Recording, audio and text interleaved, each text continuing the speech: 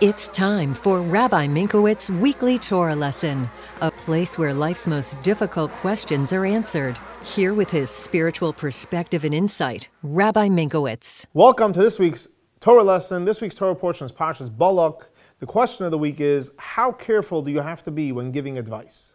So in this week's Torah portion, Parsha's Balak, we learn about Balak, the king of Moav, who looks around at what's happening in his region and gets very afraid of the Jewish people. So he decides he has to come up with a plan that he's going to destroy the Jewish people. So he goes ahead, and the Torah tells us a whole long story, the way he sends to hire the prophet Bilam to curse the Jewish people, and he finally brings the prophet Bilam, and Bilam eventually curses the Jewish people, but he also blesses them, which we have a beautiful blessing that we say till today, which is based on the source of that's coming from Bilam. So the Rebbe asks a very simple question.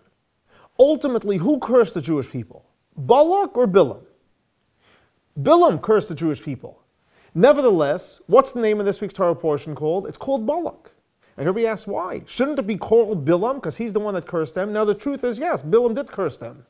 But who is the one that went and pursued Bilam and convinced him and inspired him and advised him of how bad the Jewish people were, that he caused Bilam to curse the Jewish people? Obviously it was Balak.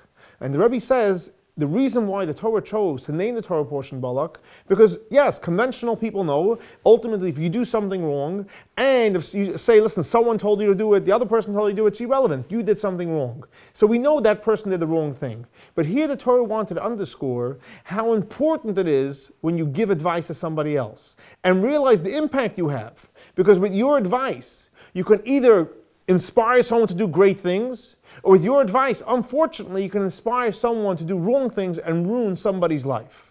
So to answer the question, how careful do you have to be when you give advice? As you see from this week's Torah portion, to be extremely careful. Because by giving someone advice, you have the power to inspire someone to be great and positive, or God forbid, as Balak, and to do terrible, destructive advice to the wrong people.